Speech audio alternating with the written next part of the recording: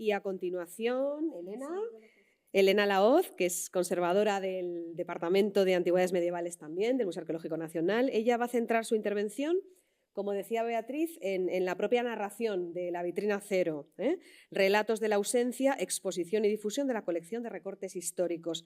Elena se licenció en Historia del Arte por la Universidad de Valencia en el año 2011, obtuvo el máster de Historia del Arte y Arqueología Islámica en la Universidad de Bamberg, en Alemania, en el 15, y en la actualidad cursa sus estudios de doctorado con la profesora Calvo Capilla con un proyecto de tesis vinculado justamente a esa inclusión cultural de los museos con colecciones medievales.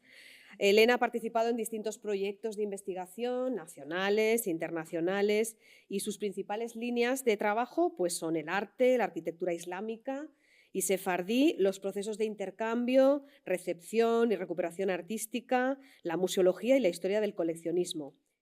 Pues buenas tardes. Muchas gracias Isabel y Beatriz por estas jornadas y por esta amable presentación. Y muchas gracias también a todos los asistentes, incluidos aquellas personas que han colaborado y continúan colaborando en este proyecto. La vitrina Cero Relatos de la Ausencia, que vamos a presentar brevemente en los próximos 20 minutos y a cuya visita animamos tanto en el marco de estas jornadas como también por libre, ha sido fruto de ese interés colaborativo al que ya ha mencionado Beatriz. Desde su primer esbozo hasta su materialización, ha implicado a personal en prácticas, distintos departamentos de este museo y también a personas externas vinculadas al ámbito académico y también al musical. La mirada transversal e interdisciplinar ha sido necesaria para devolverle esa voz a las ausencias provocadas por la práctica del recorte, para llenar esos vacíos con aquellos relatos que hablan de lo que un día fueron esas piezas y de lo que llevó a su mutilación, y para contextualizar las piezas, trazando sus biografías desde su producción y uso hasta su musealización. Como veremos, el resultado no solo ha quedado inaugurado en la propia vitrina, sino que se extiende a la web, a las visitas guiadas, a conciertos y a esta misma jornada. Este valor, el de colaboración y el de hablar de unos silencios que a veces nos ha legado la historia, es el que a lo largo de esta intervención queremos destacar, dividida en 4 secciones. Por un lado, queremos hablar del origen, cuáles fueron los objetivos, los condicionantes y el enfoque elegido para proyectar esta vitrina. Por otro lado, en un segundo lugar, ¿qué se expone? No solo los propios manuscritos, el porqué de la selección de estas piezas, sino también ese proceso de recorte, contextualizando esta práctica en su momento de ejecución. Y finalmente también queremos hablar en una cuarta sección de todas estas iniciativas que tratan de recontextualizar esos contenidos, esas piezas fuera de la vitrina. Pues bien, la vitrina Cero, como ha adelantado ya Isabel, se renueva cada 3 meses con una nueva propuesta que trata de sacar a la luz piezas almacenadas, piezas poco conocidas, o de dar enfoques distintos, novedosos, complementarios a la exposición permanente. Lo limitado del tiempo de exposición y del espacio disponible fue clave para la concepción de la vitrina Cero, porque permitía mostrar las piezas de materiales frágiles, como es el pergamino, que normalmente se conservan almacenados, y con ello contribuye al equilibrio entre la accesibilidad y la exposición pública y las necesidades de conservación preventiva y de transmisión a generaciones futuras. Por otro lado, aprovechamos la oportunidad para involucrar a Elsa Iglesias y más tarde a Lucía Peralbo, quienes estaban haciendo sus prácticas aquí en el departamento y que además contribuyeron con muchas cuestiones, muchas iniciativas a este proyecto. Perdón. Vea, ¿le puedes dar atrás? Espera, no, espera, le puedo dar yo. Perdonad, la tecnología. Bien. Cuando iniciamos el proyecto de investigación nos encontrábamos con más de 500 folios y fragmentos que estaban en desigual estado de conservación, muchos de ellos sin estudios, como ha señalado Beatriz, mezclando originales, copias del siglo XIX, incluso piezas facsímiles. Y aquí nos situamos ante la pregunta, ¿qué queremos mostrar de todo esto? Y cómo mostramos esas pérdidas o esos estados fragmentarios en los que se encuentran muchas de las piezas. Bien, lejos de considerarlo una debilidad, lo que hicimos fue trazar sobre esta misma cuestión el eje temático, visibilizar esas prácticas del siglo XIX y abordar una vitrina cero que fuera transversal, que nos hablara desde el medievo en el que se crean las piezas hasta el siglo XIX y, por qué no, el siglo XX y XXI, en el que se conservan en el museo y se exponen. Al final son unas realidades históricas que a nuestros ojos son incómodas, pero que están en la base de la recepción de un patrimonio cultural legado por los siglos. La primera cuestión fue la determinación de las necesidades y las posibilidades de restauración que abordarán más adelante Marisa Villamón y Belén González, y que no solo fue de limpieza, de consolidación de nuevos soportes, sino también de auténticas sorpresas. Una segunda fase fue la selección de piezas en la que se valoraron diferentes posibilidades y la generación de documentos de trabajo, como pueden observar en la pantalla, donde se incluía el número de inventario, las dimensiones, los materiales, una imagen para tenerla bien presente y también una motivación del porqué de su inclusión en la vitrina cero. La idea era que las piezas hablaran por sí mismas y hablaran de esos discursos que queríamos presentar, más allá de que luego se apoyaran sobre un texto escrito que se iría desarrollando. La idea también era generar ese interés, una sorpresa, incluso una atracción, incluso una reflexión sobre estas prácticas y cómo hoy en día nos relacionamos con un patrimonio que nos ha llegado, ya decimos, recortado.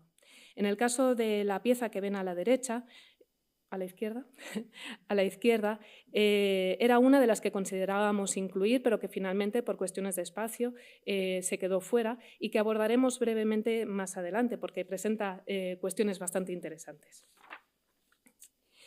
Junto a esto se fue desarrollando el proceso de investigación y documentación de estas mismas piezas, que exigía una aproximación transversal en el que se vieran desde las cuestiones relacionadas con la Edad Media, de procedencia, datación y catalogación, hasta el siglo XIX, dentro de ese contexto de coleccionismo y de recepción de las piezas. Dado que la mayor parte de ellas no tenía unos estudios previos, pues con ayuda de Elsa estuvimos recopilando toda la bibliografía relacionada con estas piezas y también con los contextos. Ya les ha enunciado Beatriz, de modo que ya paso a hablar de que la idea era superar esa descontextualización que había llevado o consecuente de la desmembración de manuscritos, incluso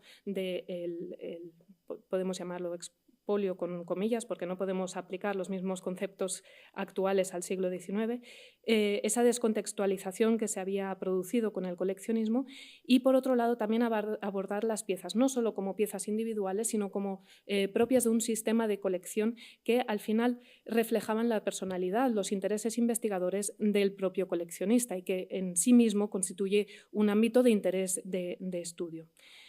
Lo que hicimos además es, ya considerando estas piezas como piezas museológicas, rastrear qué informaciones nos legaba la documentación más antigua y con ello pudimos, entre otras cuestiones, ver cuál era la posición de la comisión técnica establecida para la valoración de la adquisición de la colección de Rico y Sinovas o, por ejemplo, vincular esta ficha de catálogo que ven en la pantalla con una de las piezas de la vitrina cero. Bien, ya desarrollada la idea principal y los textos, se empezaba la materialización, que pasaba por unas restauraciones que llevaron bastante tiempo y contaron con dos especialistas que luego hablarán de los resultados y procesos.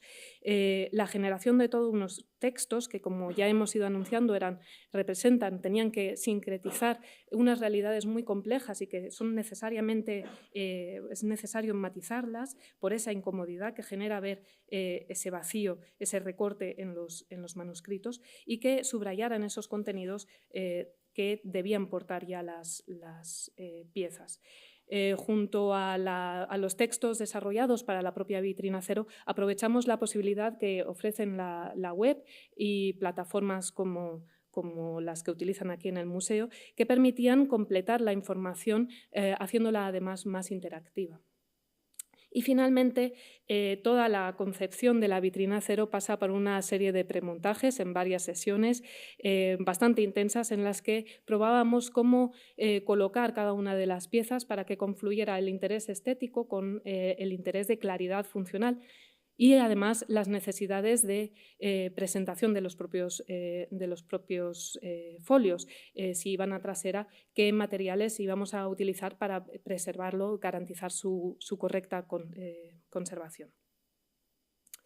Bien, lo que decidimos finalmente fue estructurar las 3 secciones en calles paralelas, verticales, y en el caso del folio que se presentaba, que originalmente había estado pegado el passepartout al folio histórico, queríamos dar la posibilidad de advertir esa combinación, ¿no?, que se había podido desprender uno del otro y que en el siglo XIX lo que se veía después de haber sido pegado ese passepartout sobre el folio eran solo la antena, no sé si ven aquí el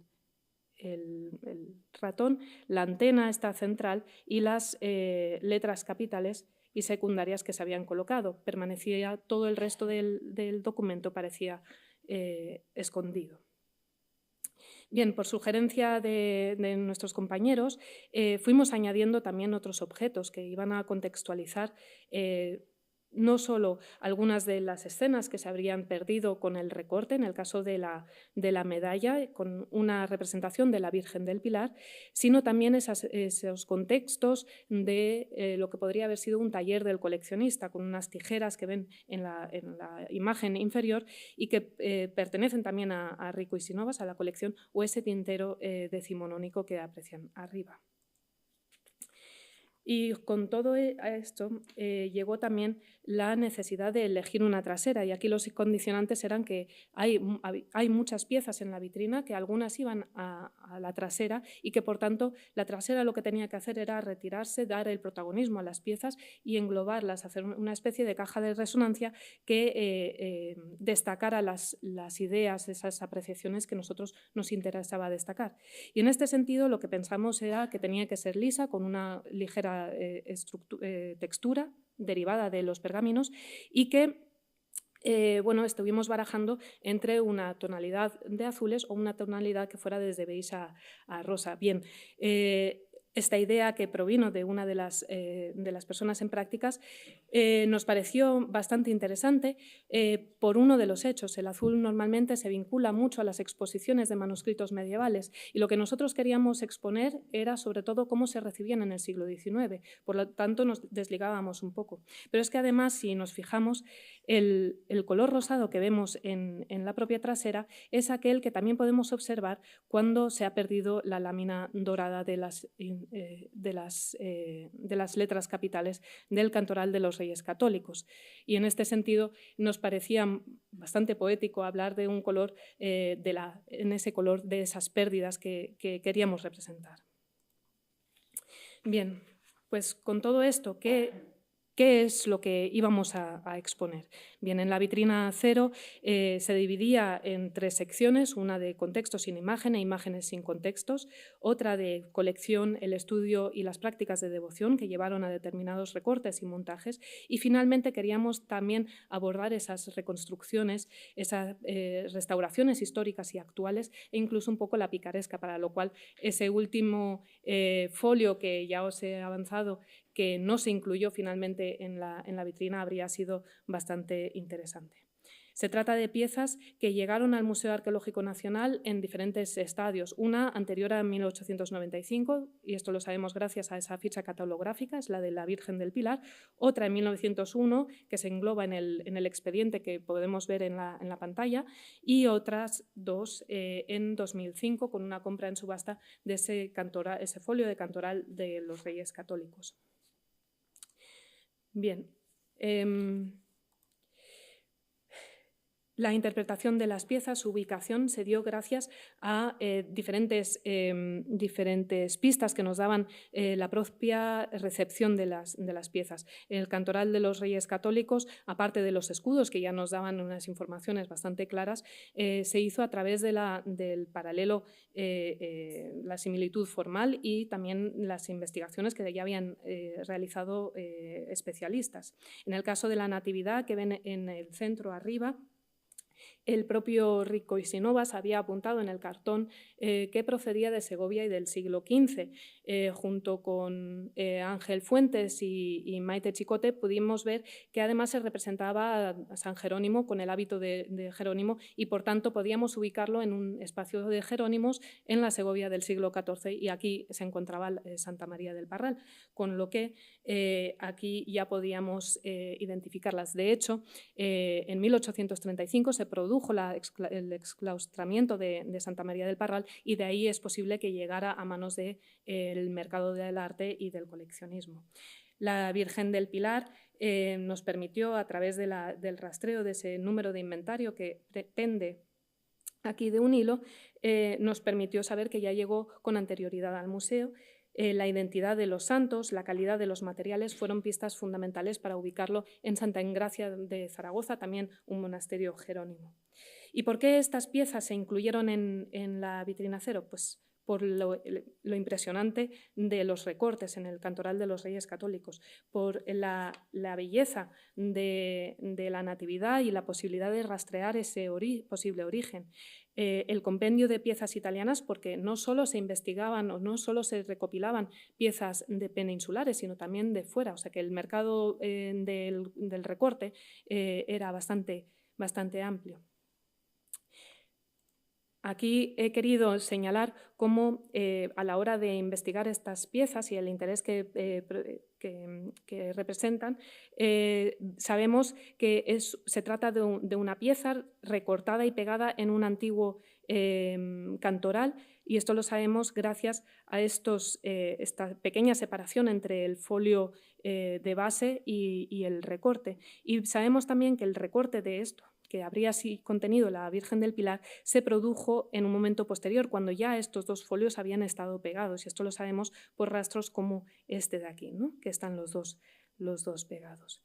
Bien, la medalla que acompaña a esta pieza nos será importante por esa misma cuestión. La Virgen del Pilar representada es la que falta aquí, pero también nos permite rastrear algunos de las cuestiones más interesantes para mí personalmente y que hablaremos mañana en la visita a la vitrina cero si alguien se anima.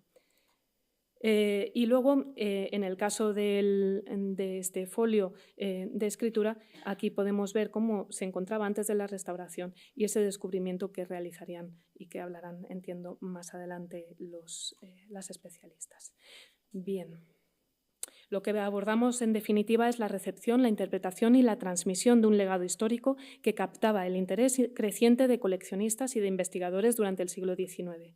Abordamos la práctica del recorte como un fenómeno sociocultural y científico de un periodo que, además de hacer esto, se estaba debatiendo sobre la conservación y la legislación del patrimonio cultural. Que Ruskin dijera esto de «recorté el misal durante la tarde», trabajo arduo, en su diario de 1854, es bastante llamativo. Ruskin, el defensor de que si cuidábamos de nuestros monumentos no tendríamos que restaurarlos. Pues bien, esta matización, esta frase me parece que resume precisamente esa complejidad histórica a la que nos enfrentamos al valorar este periodo y estas prácticas. Lo que queríamos ya como un objetivo bastante secundario, pero que está presente, era también esa sensibilización en materia de patrimonio. Y aquí recojo, ya lo ha adelantado Beatriz, recojo ese informe que ya censuraba las prácticas a las que había sometido el sabio profesor Rico y Sinovas a las piezas. Y aquí nos da informaciones de que todos los coleccionistas recortaban aquello que consideraban secundario para acrecentar sus colecciones con aquello que captaba más el interés, que era lo bello. Bien, ¿todo esto de dónde viene?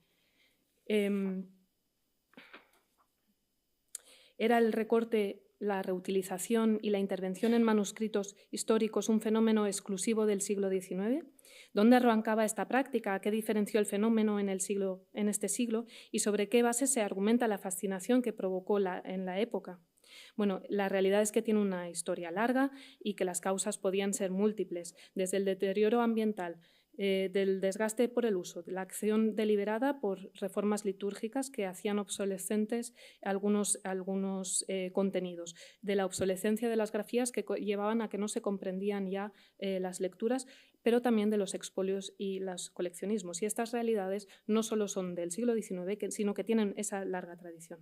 Los usos a los que se sometían estos fragmentos, estos materiales, digamos, desechados, eran también diversos, desde la utilización como palimpsestos hasta para reforzar encuadernaciones o incluso para emplear esos folios arrancados como objetos devocionales, incluso colgados a modos de cuadro pictórico en la pared.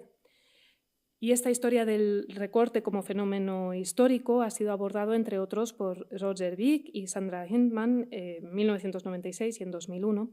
Y aquí solo vamos a intentar trazar un pequeño recorrido que permita matizar esas cuestiones. Vick, por ejemplo, retrotrae la práctica de la utilización de folios sueltos al propio siglo XV, pero advierte de esas limitaciones en ese amplio marco.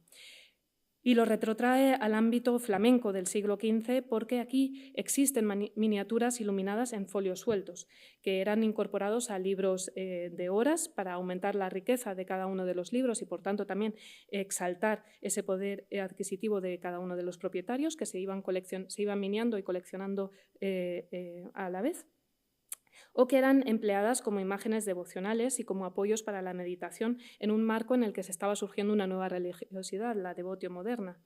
Así, por ejemplo, se observan en obras tales como el retrato de un joven de Petrus Christus, que fechada en 1440-50 está en la National Gallery de Londres, y que, si ven en la pared, tiene colgado lo que se interpreta como un folio de este tipo.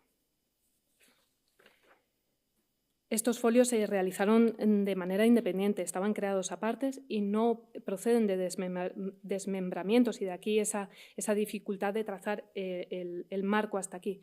Y de aquí también que la protohistoria del fenómeno del recorte y su coleccionismo se sitúe generalmente en el siglo XVIII. Ejemplos individualizados anteriores del siglo XVII son este Legendarium d'Anjou, que fue recortado por Saluzzo en 1630, recompuesto en un álbum que regaló a uno de sus familiares. El Legendarium era originalmente del siglo XIV y procede de la zona de Hungría, Francia, por ahí. La asociación entre la práctica del siglo XV que hemos comentado y la práctica del recorte que vivió ese auténtico auge en el siglo XIX tenía el engranaje en la confección de álbumes como los de Saluzzo o en la moda iniciada por un James Granger, que a partir de 1769 se dedica a insertar recortes en otros libros. Esto es lo que se denomina la grangerización y que de lo que algo parecido hicieron algunos de los primeros y conocidos coleccionistas de recortes. Personalidades como John Backford se hicieron con abundantes colecciones de folios y recortes de ejemplares raros provenientes de Inglaterra. Y se hizo con esta colección para ilustrar un libro de historia que él mismo pretendía escribir, pero que no llegó a escribir. Los estudios posteriores piensan que llegó a mutilar hasta 25.000 manuscritos. Pero no es el único, hubo bastantes más, uno de ellos Sutherland. Lo que podría haber sido una práctica de particulares con un propósito específico de ilustrar sus investigaciones históricas se fue convirtiendo en un nicho de mercado. Y así, entre otras cuestiones, motivos, entraron los siguientes factores. Por un lado, la Revolución Francesa, la disolución de monasterios y las desamortizaciones. Por otro lado, la creciente fascinación por el mundo medieval y el auge del neogótico. Después, el desarrollo de instituciones referenciales para enseñar, para ofrecer muestrarios de diseño, como pueden ser escuelas y museos. El propio Ruskin fundó en Oxford una escuela de dibujo. Y finalmente, el desarrollo de la cromolitografía, que impone una característica bastante interesante del porqué de este desarrollo tan inusitado de los recortes y las copias de iniciales, alfabetos. Perdona. De iniciales y alfabetos medievales. Estos factores lo que hicieron fue poner a disposición del mercado del arte un amplio contingente de manuscritos, aquellos que no llegaron a las bibliotecas, y que se empezaron a vender en subastas por especialistas en el mundo medieval, como estas dos piezas que Peter Biermann vendió y que en los años 80 llegó a la Morgan Library con precios de entre 7.000 y 16.500 libras. El segundo factor alimentó ese interés por coleccionar y el tercero incorporó a los fondos de instituciones culturales esas colecciones que habían sido amasadas por particulares para mostrar como inspiración. El cuarto factor al que hemos aludido, que ven aquí, esos libros de historia de la iluminación y los manuales de instrucciones llevaron al público general muestrarios, pero solo de fragmentos de manuscritos, no manuscritos enteros, de modo que se propició esa recreación de alfabetos y caligrafías. Y no solo fueron buenas palabras, sino que hubo muchas críticas, entre otros de Wagen, del propio Ruskin, que se preocupaba por la correcta conservación de las piezas, o de Blades, que hablaba de los depredadores de dos piernas en su libro sobre los enemigos del libro. La realidad es que la percepción decimonónica sobre el recorte se podría resumir como que el recorte se consideraba como una liberación de las miniaturas de unos contextos escritos, que se consideraba la caligrafía y la miniatura como un arte y que la visión de las artes del libro en general coincidía precisamente con esa mentalidad del corte y pega, incluso de la copia, de ver los fragmentos. Aquí una de esas posibles copias de una pieza medieval y esa recreación del siglo XIX que además lleva un recorte que luego se disimula pintando este azulejo al final. Bien, ya voy a intentar resumir muchísimo porque me estoy yendo fuera del tiempo, disculpen las molestias.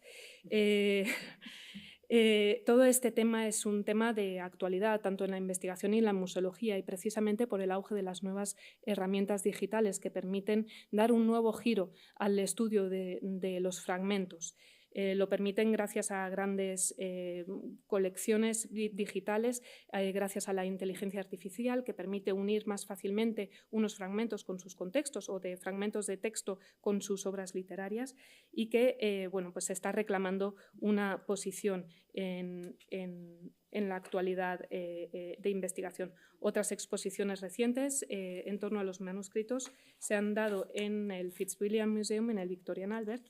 Y finalmente queríamos llamar la atención sobre el QR que se ha realizado gracias a la colaboración con el Departamento de Antigüedad de Difusión, a todos esos contenidos publicados en la web por el Departamento de Comunicación y a todas aquellas iniciativas que permiten devolver de alguna manera esos contextos inmateriales de los que fueron arrancados los manuscritos que fueron después recortados, desde las visitas guiadas que también se están haciendo a los almacenes, hasta este concierto de Egeria en el Museo Arqueológico Nacional, donde además de su obra Ad Loca Sancta se incorporaron interpretaciones de los propios manuscritos que se conservan aquí en el museo. Y con esto ya termino y muchísimas gracias por la paciencia.